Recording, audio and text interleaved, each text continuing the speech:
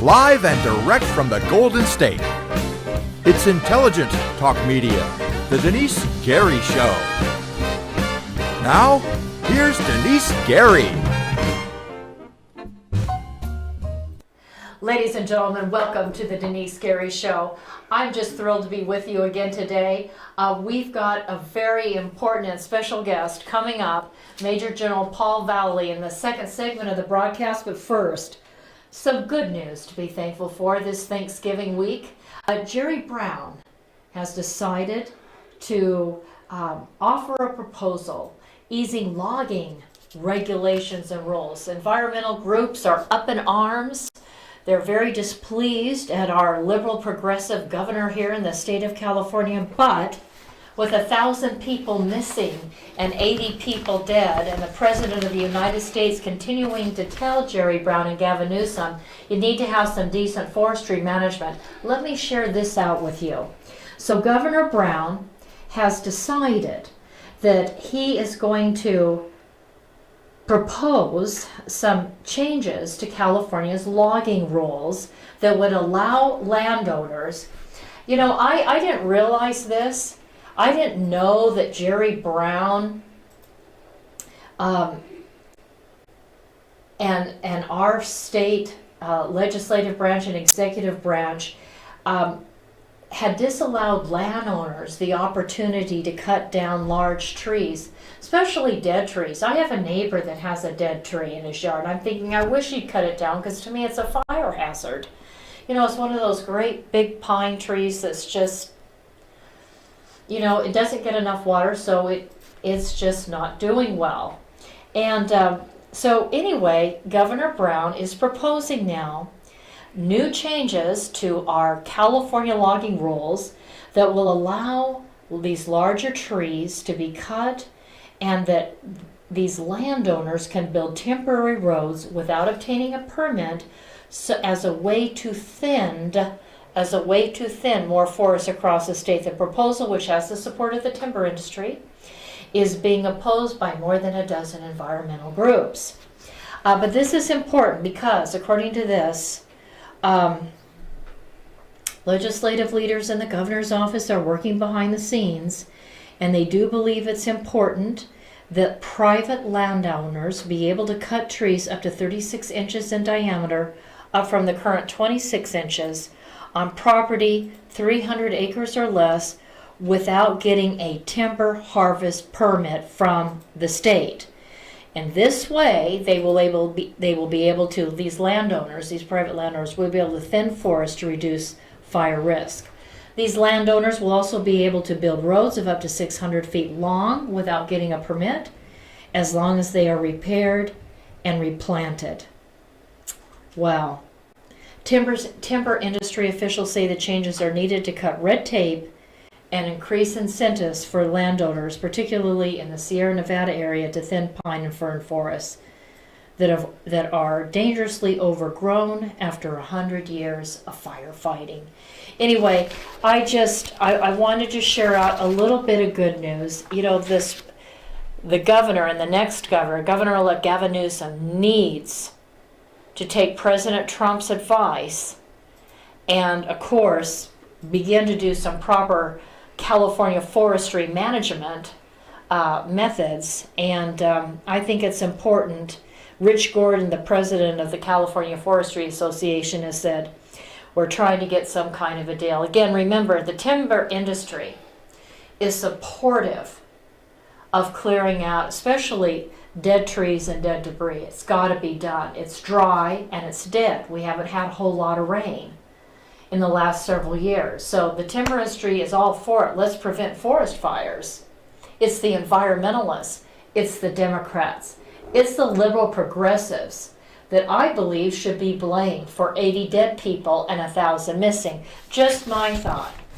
Anyway, another bit of good news in a way. I want to share this out real quick before we get to our interview.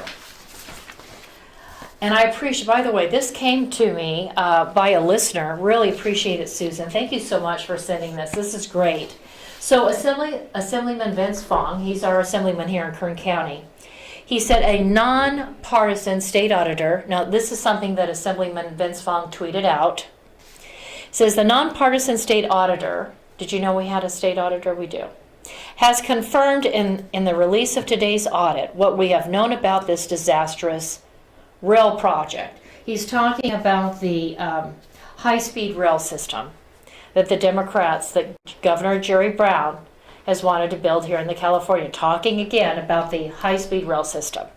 So Assemblyman Vince Fong tweets out the other day, we found out what we've known about this disastrous rail project from the state auditor, a nonpartisan group here in California, that there was flawed internal oversight that has resulted in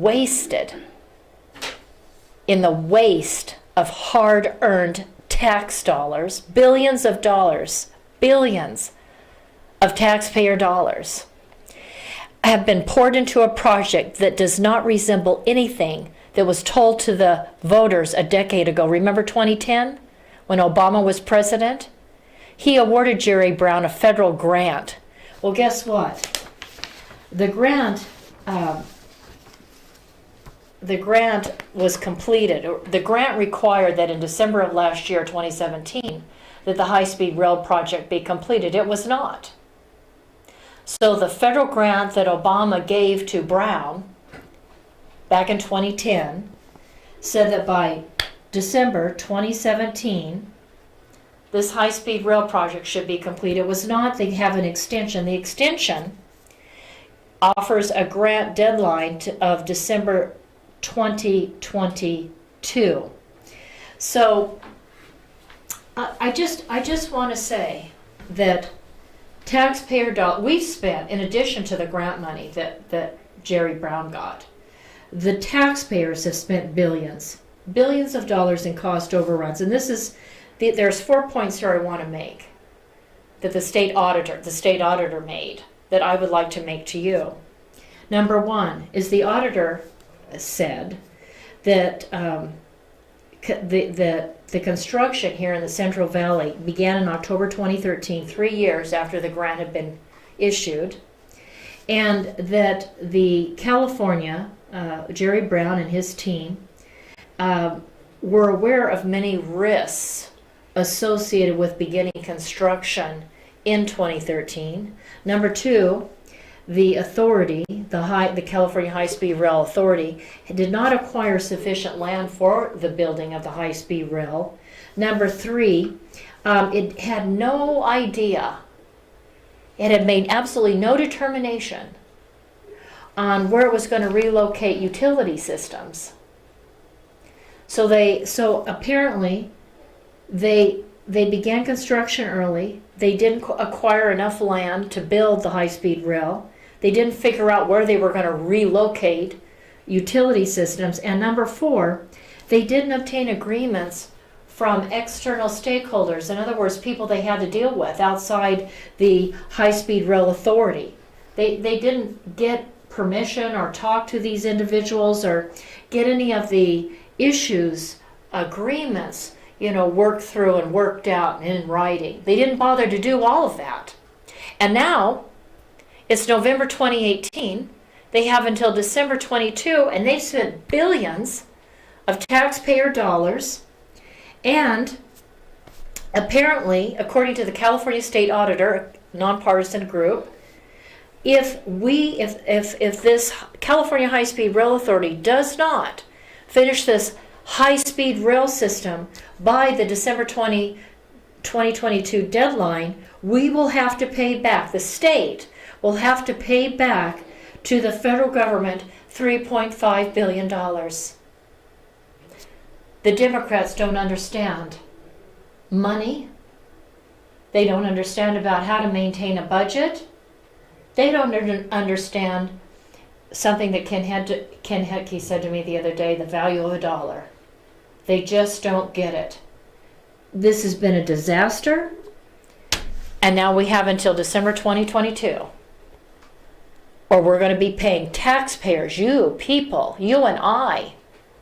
We've had our taxes raised up and up and up by Democrats. We've got to get the message to Democrats. No more taxes, which means no more electing Democrats to office. Ladies and gentlemen, we'll be right back after break with a message from Vice President Mike Pence and Major General Paul Vallely. We'll be right back with you.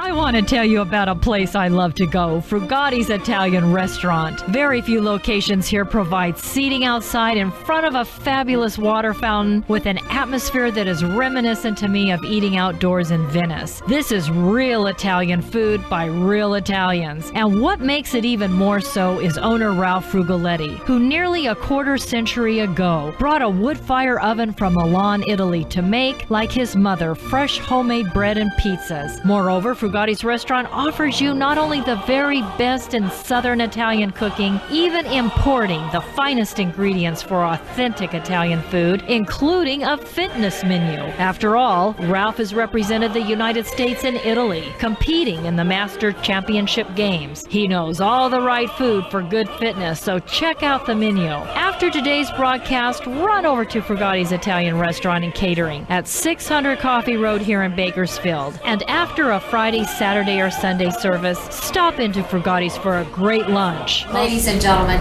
when it comes to legal There, and tell Mr. Ralph Frugoletti that Denice sent you. Salute. Bon appetito. Ladies and gentlemen, when it comes to legal matters, contact Barb Reynolds. She is a contract paralegal to lawyers, and she will take good care of you. Moreover, she is a Kern County legal document assistant to pro per litigants. She has 47 years of paralegal experience, and for over 30 years has been an educator in the field of law and paralegal work. If you need help handling your adoption, bankruptcy, civil suit, divorce, debt consolidation, evictions, immigration, or attorney referrals, contact Barb Reynolds if you want to win your case. Call Tehachapi Court Services today at 661-822-1994. Barb is simply the best. Call Tehachapi Court Services today at 661-822-1994.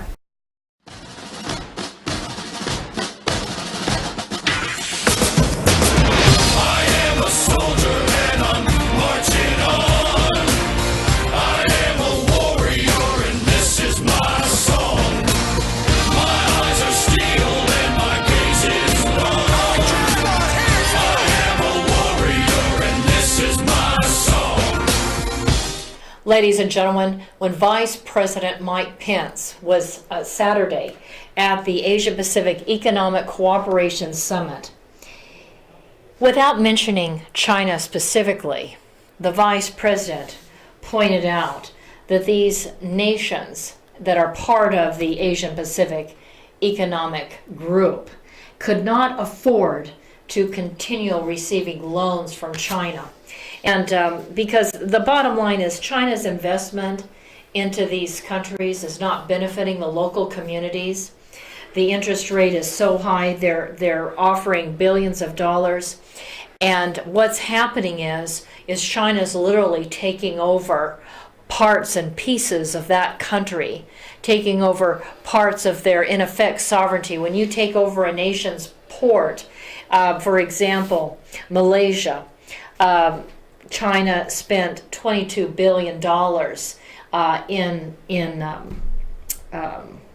I believe it was, no, this was Sri Lanka.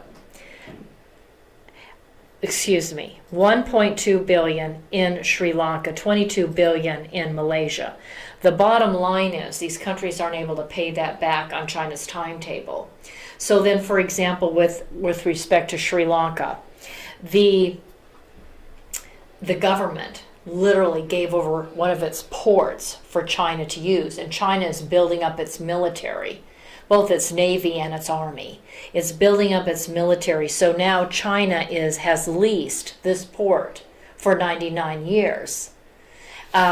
it's the only way Sri Lanka can begin to pay back the debt. These types of things are going on. And Vice President Pence, in effect, said that China has created some debt diplomacy in an effort to expand its military and to control these Asian nations. And I'd like you to hear a little bit of what the Vice President said at that Asian summit on Saturday, and then we'll go right there into the interview with Major General Paul Vallely. We've taken decisive action to address our trade imbalance with China. We've put tariffs on $250 billion in Chinese goods, and we could more than double that number. But we hope for better.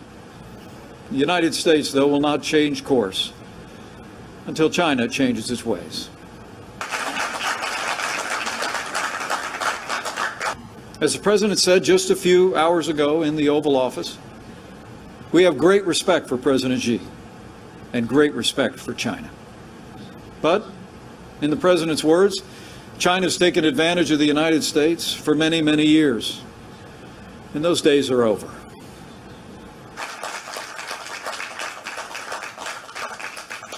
No. Do not accept foreign debt that could compromise your sovereignty. Protect your interests, preserve your independence, and just like America, always put your country first.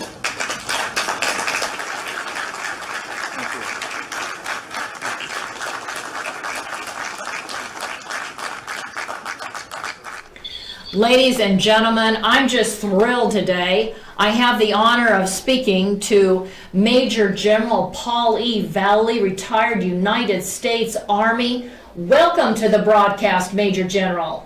Thank you, Denise. Happy to be with you again. Well, I'm happy to be with you again. Ladies and gentlemen, this is a West Point Academy graduate. This is a man that did combat service in Vietnam. He was an intelligence officer, an operations officer, a military advisor, an aide-de-camp. He was in special operations for 15 years, and he was in psychological and civil military operations. It's incredible, sir, your experience. Well, it's over almost 36 years. I've been a few places and I've done a few things. I bet you have. One of these days, I want you to just come on the show and tell us stories. Just tell us your favorite stories. That's what I want to do one of these days. Sir, just before you came on, we played a clip. It was a clip of Vice President Mike Pence. And Mike Pence was there at the Asia-Pacific Economic Cooperation Summit in Papua New Guinea on Saturday. And he was talking about China and the fact that China is really growing its military resources. It's been building those military bases off of islands. And more than that, very seriously also, it's been putting a lot of countries there in Asia in horrific debt. Vice President Mike Pence referred to it as debt diplomacy. He said, and let me share with you what the Vice President said. He said that the Indo-Pacific region should not fall into the trap of Chinese debt diplomacy, and he encouraged them to choose, quote unquote, the better option of American development financing. And he talked about, and again, this is a quote, Major General, Vice President Pence added, quote, "Let me say with great respect to all the nations across the wider region and the world, do not accept foreign debt that could compromise your national sovereignty. Protect your interest, preserve your independence, and just like America, always put your country first." And Major General, before I ask you to share your thoughts on this, I also wanted to share out with the audience that I was looking at statements from Malaysia to Maldives to Pakistan to Papua New Guinea. I was looking at these various countries, and all of them at this Asia-Pacific Economic Cooperation Summit said on Saturday that they were deeply concerned that they had spent tremendous amount of sovereignty. They had given up a tremendous amount of sovereignty in terms of the debt. I noticed that Sri Lanka indicated that it had swapped 1.2 billion in debt with one of its ports, a seaport that China could use, of course, for military interests. So basically, because it was 1.2 billion in debt to China, it gave away a seaport at a 99 years lease. Sir, these countries in Asia are expressing their concern, Vietnam and Laos included. What are your thoughts about President Trump and his continued efforts with respect to the trade barriers and his idea that, you know, he obviously sent Mike Pence on a mission to try to engage these Asian countries and say, you know, work bilaterally with the United States and not with China. Your thoughts, sir? Well, there's a number of things going on in China. Number one are the serious, very serious trade negotiations on tariffs and trade right now. And President Trump and Vice President Pence know very well what needs to be done to get some understanding with the Chinese of future trading. And whether we'll have tariffs or not, but it certainly will not be a disadvantage to America anymore. So that's the message that Pence is really delivering over there. And under that, he's telling the other countries over there where we see a significant influence of China, particularly now into the Pakistan-Baluchistan region. And so with new seaports going in, and you mentioned Sri Lanka, but you have seaports, airfields going in. They've done the same thing also in Africa south of the Sahara, where they come in and they build, they create, like in Africa, for example, going after the minerals, the ores, very sensitive type of materials that they can dominate and use to further develop their military machine. Absolutely. So you got to understand, for the last 5 years, China's made significant leaps forward in their navy to make it really an expansive navy that can go anywhere, not just around the South China Sea. Right. Secondly, their Air Force, they made great strides in their jets and then carrier operations as well. And that's why they're expanding their military operations into ports of Pakistan and what I call Eastern Baluchistan, because Western Baluchistan is really under the control of Iran.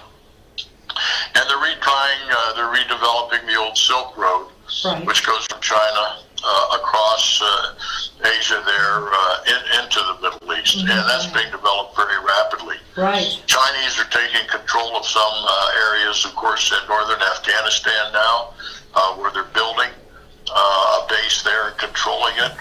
And so their vision is far spread right now as to what they intend to accomplish. So this these trade negotiations going on are very important, but I think we're seeing that President Trump's efforts are starting to work, and we're going to see China, I think, after the G20 conference, come to some agreements that are going to be beneficial to everybody. But they're continuing to expand their ability to acquire intellectual property from U.S. companies and other companies continues. And that's basically what they do. They steal the latest technology and then they use it and proliferate it forward into weapon systems, advanced communication capability, satellite, outer space activity. So they're on the move. There's no doubt about that. And but we're watching very carefully.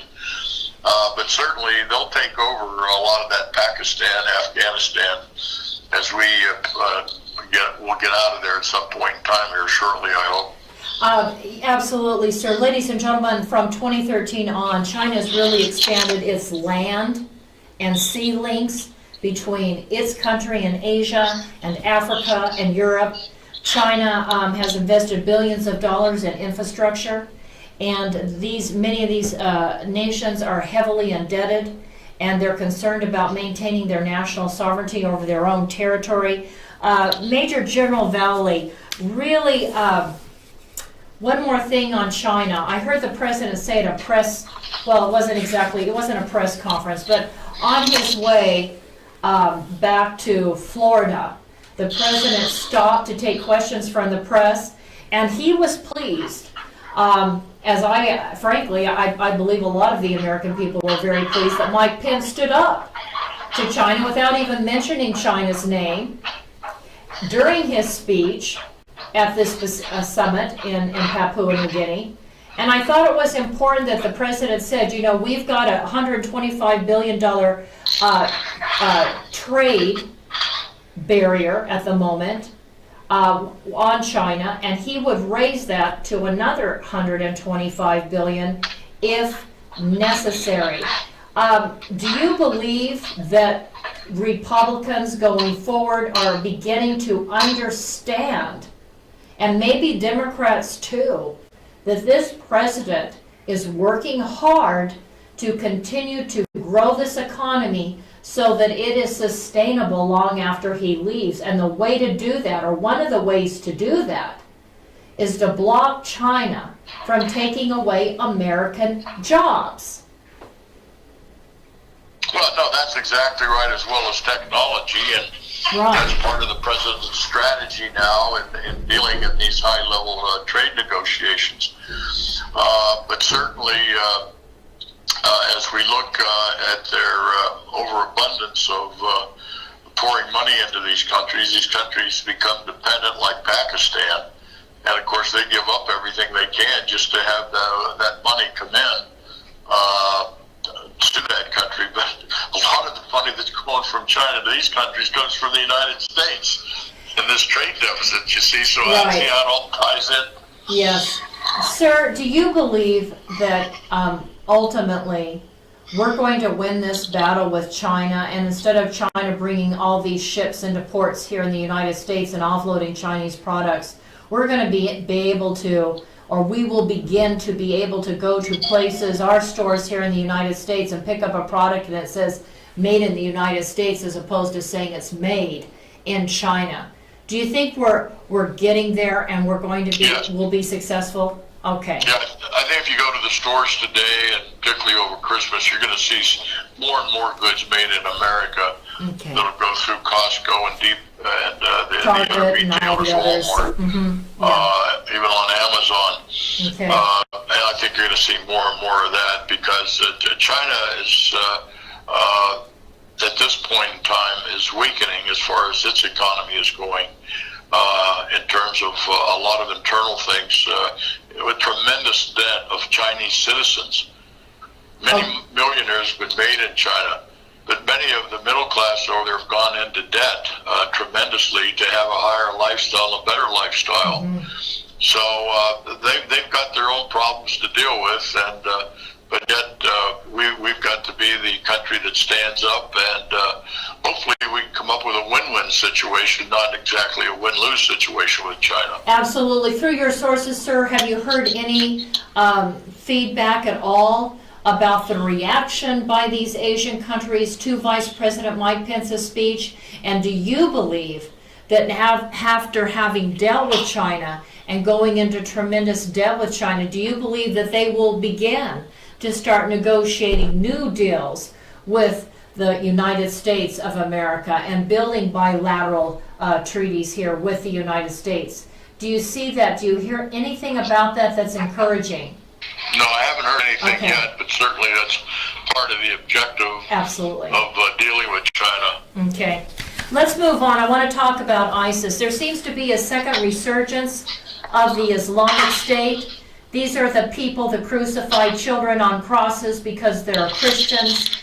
These are the people that gouge out the eyes of infants, of babies, because they're Yazidi infants. These are ISIS is the people that will literally put a human being in front of one of their tanks and run them over. They're a merciless gang of thugs. They've done horrific things to a number of people in Iraq and Syria and in Libya. And Major General, I'm reading reports from Homeland Security about ISIS's operating areas beginning to be reconstituted in Iraq and Syria. 30,000 fighters now are believed to be fighting across Iraq and Syria. It's on its current trajectory. I believe ISIS could regain sufficient strength to mount a new military coup that I believe threatens to outmatch or overmatch local security forces in Iraq and Syria. This is what I'm reading, sir. The Institute for the Study of War has been talking about this over the last couple months. Major General Vallely, what do you believe President Trump's going to do about this? What do you believe his national security advisor, John Bolton, might be saying in the president's ear? What do you believe the chairman of the Joint Chiefs of Staff might be saying? What might you say, Major General Vallely, to the president on how to deal with this horrific Islamic terrorist group gaining ground in the Middle East once again? Well, we're really tired of dealing in the Middle East. I got to tell you that. And President Trump's, I think his motivation is we don't want to create any more large landmass troops over there. Trump would rather negotiate with the people who influence that area, and that is Erdogan and Putin. And of course, if we see the failure of the Iran regime, that could help a lot too. But we know around Idlib, they do have continuing ISIS control in certain areas, and they will try to expand, but I don't think they'll be successful at it at all. I wouldn't believe those numbers you're quoting. Okay. You wouldn't believe them. There's nobody over there counting ISIS bodies. Okay. My source. Okay. Let me share out my We have source, some sir. special ops. We have the special ops On the ground? Iraqi forces up Right. there monitoring the ISIS movements, but I don't think that's as big a threat as many think. I think it would be more of a threat of ISIS infiltrating in through our southern border, trying to influence operations like Al-Qaeda has done in the past. Through And Mexico. they'll continue to have influence, I think, in Africa. Right. Oh, absolutely. Well, I still feel deeply concerned about it because I keep hearing it on the news, and as I said, the Department of Homeland Security and other agencies, and I'm just thinking, do you think with these sanctions that President Trump has put on Iran Right. to weaken Iran, that this is somehow going to help the United States in fighting ISIS, because we know that Iran has at times reached out to Sunni groups like Hamas, the Islamic Resistance Movement, the Islamic Jihad in the Gaza Strip, as well, fighting against Israel. We know that Iran sometimes has aided and abetted Al-Qaeda, and we know that Iran at times, based on my information, sir, has given safe haven to ISIS. So with President Trump's... They have. Okay, thank you, sir, for confirming. So based on my knowledge of the situation, with these sanctions continuing on Iran, do you believe that this, together with special operators, might the president send over some additional special operators on the ground through the CIA and special forces to overturn this bit of reconstitution by ISIS in these countries? Do you believe that the president might do that going forward? Well, he'll do it to some degree, but again, we've got to work with Putin. The Russians have more influence, and the Turks really have more influence over there than we do now.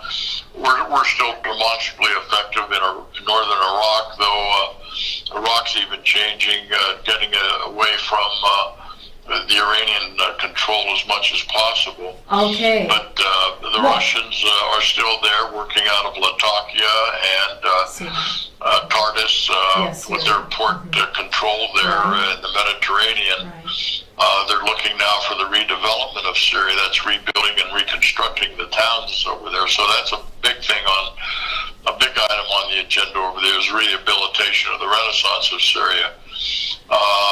So let me interrupt I just you. don't see the ISIS build up as they were before, because there's too many ways to get to them now. And most of that is still that area in eastern Syria where I've been. I mean, it's very desolate now. I mean, many of the cities are bombed out. There's not a lot of places ISIS can mass troops or form without being a target from the air. Because we can watch them from our satellites and our drones, exactly if there's any movement or a big concentration of ISIS. Where is that U.S. military base located inside? And is that an army base? I believe it was an army base inside Syria. Well, it's not an army base. It's not. I mean, we're there with the Kurds primarily. Right. And Kurds have control of those villages. And so it's not a big military base that you would normally see. But are we doing our best, do you believe at this point, to help secure the safety of Kurds inside Syria and Iraq? How are we doing on that? Okay. We're working very closely with them. Good, good, good. I just didn't want to leave them hanging. They had done so much to fight against ISIS in Iraq and Syria to help with the Yazidis and the Christians there. Okay, sir, let's go to our last topic. Before coming into the studio today, Shepard Smith on Fox News, very critical of the president, as he always is. And he was telling the American people and anybody else that listens to him overseas that President Trump is making a big mistake by not punishing the Crown Prince for the murder of Khashoggi. Khashoggi isn't the best guy in the world. Wasn't he an arms dealer, sir, for a number of years?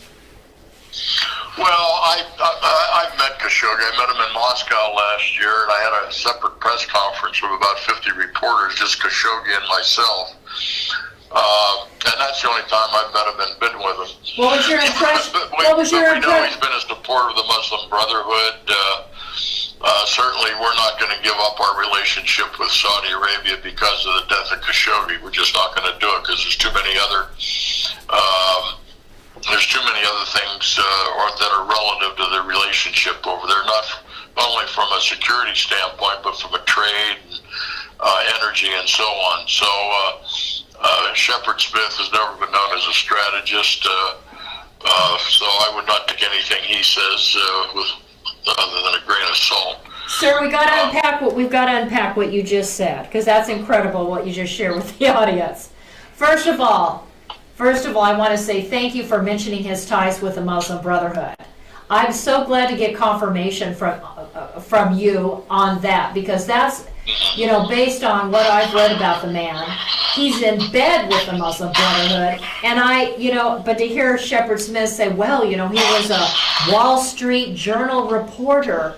Well, he's also a supporter of Islamic terrorism and the Muslim Brotherhood that goes way back years to the 1920s in Egypt, and has supported Islamic terrorism against the United States before he decided to get out of Saudi Arabia and get a passport into the U.S. to get a job here in this country and start another family.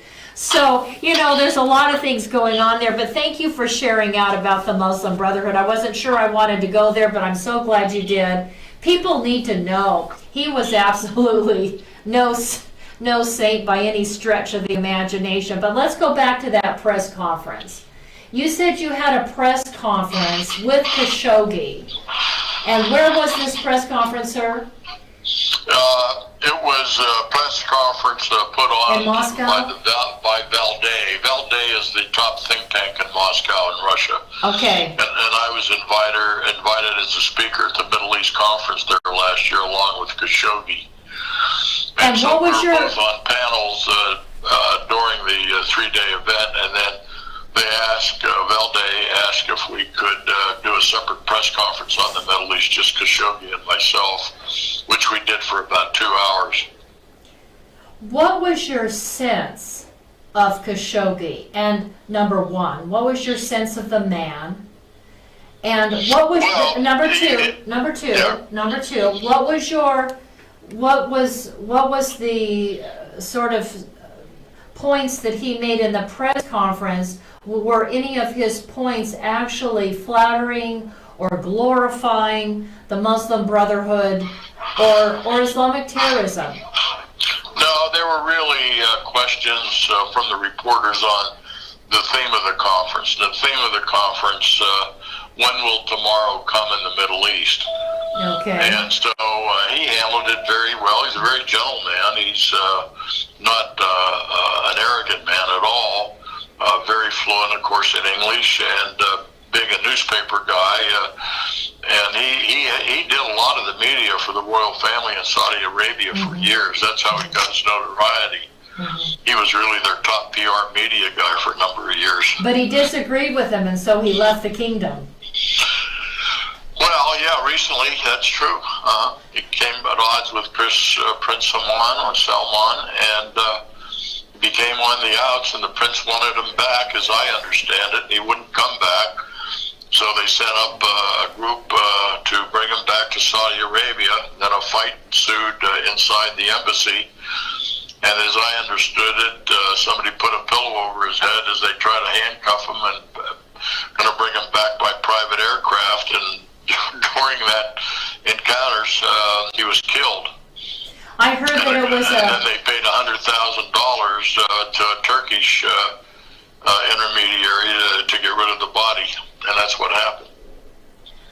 President Trump said on Chris Wallace's show on Sunday.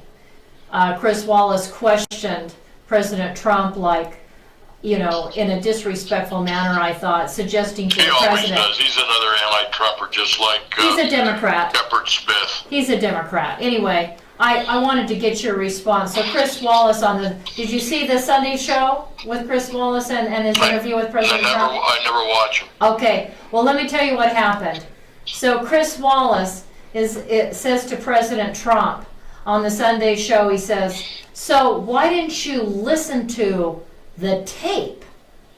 And President Trump responded by saying that, you know, his people, you know, his CIA director, you know, his people told him all about the tape. He said that his people gave him the details, very specific, detailed report, and he said it was a suffering tape. It was very much a suffering tape, and that he didn't need to hear it because he knew exactly what happened based on his people that debriefed him on it.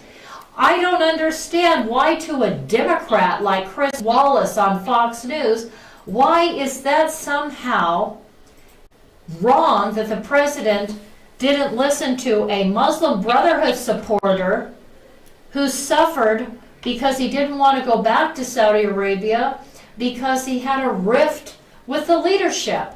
Can you tell me what the thinking is of Democrats of why somehow that was not appropriate for the president to listen to what the president called a suffering tape? Why does he need to fill his mind with that?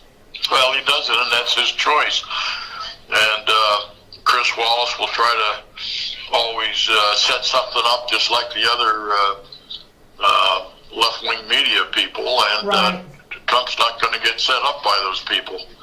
No. And, you know, I have my no-watch list, I call it, Denise. Okay, Shepard Smith and Chris Wallace are on my no-watch list, like CNN and MSNBC and a lot of several others in the media. So I don't get influenced by them at all because many of them, like Wallace, are anti-Trumpers, as Shepard Smith is. And I don't even know who watches Shepard Smith anymore. Well, I'm not watching them, but I keep the news on in the background just so I know what the Dems are saying. And Chris Wallace, as a Democrat, I just like to know what arguments he's pushing so that I can be informed on what the enemy is saying. He's just trying to get a hook into the president and get him to say something, but Trump's too smart to fall for it. Well, I felt that the president's response was intelligent and wise. Why would you listen to a man suffering as he's tortured to death when your CI director? Yeah, that's what she's. Listen to that. That's what she's hired to do, is to inform the president on exactly what happened, which is her job. That's what the CIA director did, and anybody else that listened to that's part of his intelligence community and part of his intelligence debriefing every morning. He doesn't need to hear it firsthand. Who wants to hear it firsthand? I'm so appreciative of the fact that I think what you're saying about this whole thing about the president not punishing Saudi Arabia, would you agree with me, Major General, that the political assessment is this, that Saudi Arabia is standing against Iran, and we need Saudi Arabia to stand against Iran in Yemen because of the Houthi threat. That's correct. We need Saudi Arabia because Saudi Arabia is helping us fight ISIS and Al-Qaeda. We need Saudi Arabia because I think Iran is worse than Saudi Arabia. I mean, Saudi Arabia is bad in terms of horrific in terms of their human rights abuses, just like Iran. But right now, we've got Saudi Arabia's cooperation to some measure, to some degree, in fighting these terrorist groups and starting some sort of approach towards the state of Israel. And I think all of that's very important, and I don't understand why the Democrats can't understand that. They don't understand much. There you go, sir. Absolutely. You're absolutely. I can't figure out what they understand. You're absolutely right. So you know what? I don't want to let you go. Can I ask you one more question? Sure. So also I heard coming over on the news today, the Democrats are on there. You know, they're already trying to work on setting up hearings for January in the House because they want to go after President Trump's temporary pick for the Attorney General, Whitaker. I believe his name is Matt Whitaker. Do you know anything about Matt Whitaker, and are you surprised? Question number one, know anything about him? Let's start there. No, I don't. Okay. But he looks like a very smart, intelligent Individual. person to have in charge, even on an interim basis now. And the president can keep him in that position up to almost 6 months, 200 days before Senate he'll have confirmation. his nominee, and before the Senate, before that'll get confirmed, whoever that nominee for the new Attorney General may be, and it could be him. Yeah, and I think he would be a good choice from everything that I've heard.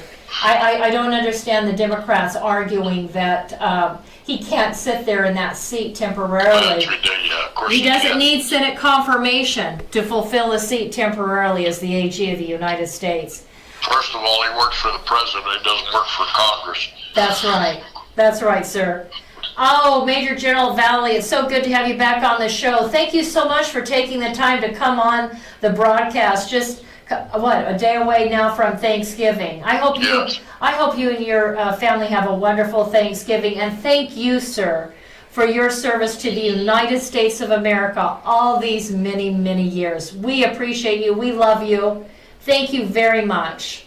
Thank you. Happy Thanksgiving to everybody, all your listeners, and to you, and look forward to doing your show again. Thank you, sir. God bless you. God bless. Bye-bye.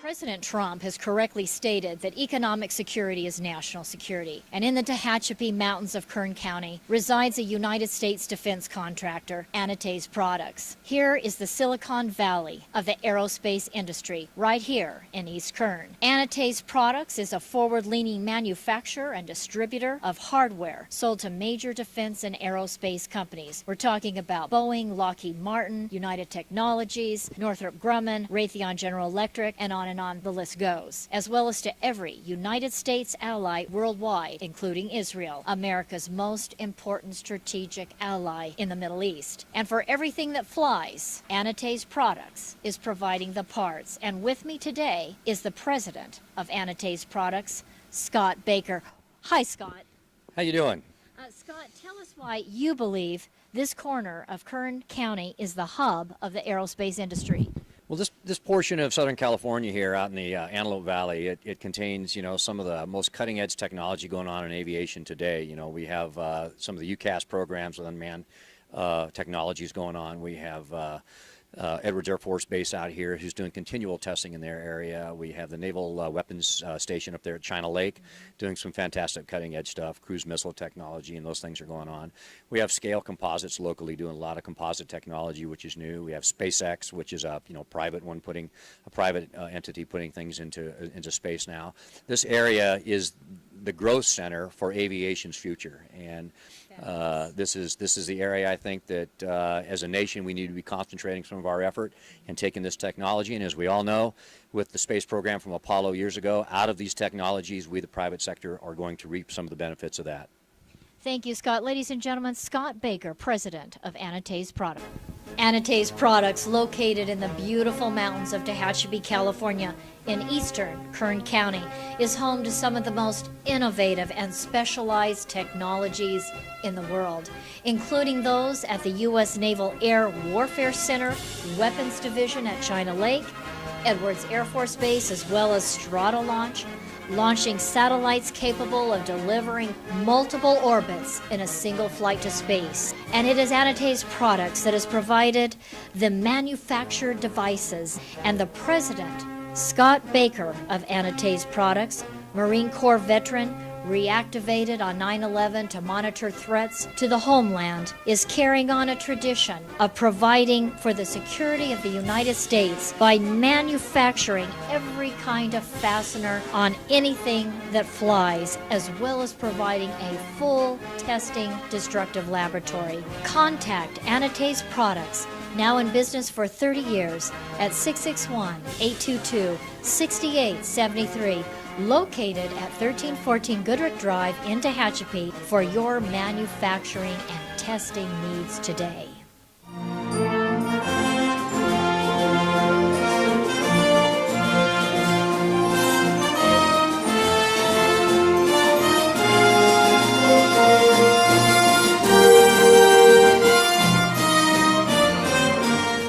Ladies and gentlemen, it's so important to know what's going on, not only here on the local state level, but also on the national level. Our national security is so important. Without President Trump maintaining our national security, prosperity is meaningless. You have to have a secure nation, and that secure nation can then prosper, and people can flourish. And it's so important, I think, to talk about all the issues. I want to mention before we close the program today that Barack Hussein Obama appointed judge has barred the United States from enforcing President Trump's asylum ban in order to provide national security for this country, for the state of California, in which we have thousands of individuals on our border there at the Mexico, San Diego, there on the border of California.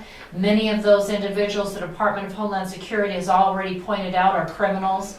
You heard Major General Paul Vallely, who has had so many more clearances than I have had, and I've had various clearances, including top secret clearances, but this man has had more, and he told you during the interview that people are coming up that are related to Middle Eastern terrorist groups from Mexico. They come from South America, they come from Venezuela, Paraguay, Brazil. They come up through South America into Central America and through Mexico. They know Spanish, they can speak Spanish, some of them fluently, and they come in as if they were Latinos or Hispanics from various different countries. And they infiltrate the country, and they do things that they shouldn't be doing. Anyway, it was a Barack Obama appointee that issued a temporary restraining order on President Trump's ban on asylum, that people have to not be allowed to come into the country. There can't be catch and release, but there can be catch, and then they can sit and wait, like they should sit and wait until they can be interviewed properly, and it can be, and a determination can be made if they have a true, genuine, authentic case where they're seeking asylum. And oh, by the way, I've said it a couple times, let me say it again on the Denise Gary Show. According to international law, anybody that came out of Honduras should have sought asylum in Guatemala. That's the law. Anybody that came out of Honduras, Guatemala, or any other country should have then sought asylum in Mexico.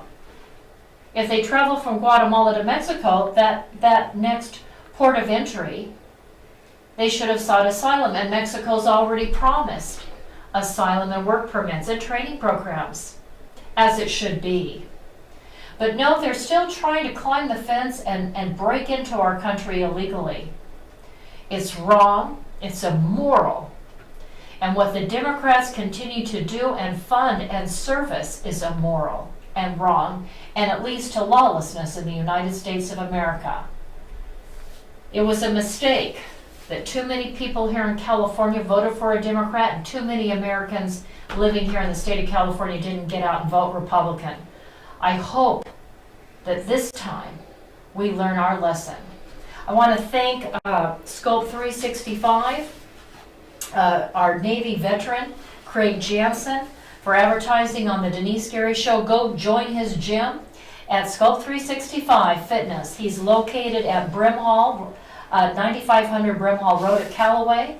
He's got a beautiful facility there on Sage Lane in Tehachapi, and another one on Chester Avenue in Bakersfield. Check out his website, scope365.fitness. Go sign up today. Get yourself in shape. The holidays are coming. You don't want to put on more weight. Let's get slim and trim and stay fit. Also, let's talk about Recover Your Cub. Ken Hecky. Thanks, Ken, for advertising on the Denice Gary Show. Ladies and gentlemen, whatever you need done with respect to your airplane, if you have vintage aircraft that needs to be restored, interior, exterior, Ken Hecky and Della Hecky, they're the ones to take care of the job for you. Again, whatever kind of servicing your aircraft needs, contemporary aircraft or vintage, take it to Ken Hecky at Recover Your Cub at Tehachapi Municipal Airport. The area code is 661-822-2827. Ladies and gentlemen, thank you for staying tuned to the Denice Gary Show. You can catch me on my YouTube channel, The Denice Gary Show, later this evening, on Facebook.com, The Denice Gary Show on Facebook, here on Kerncast, iTunes, and SoundCloud, as well as other social media platforms. Thank you so much. Have a blessed and wonderful evening. We'll be right back with you tomorrow. Thank you so much. Good night.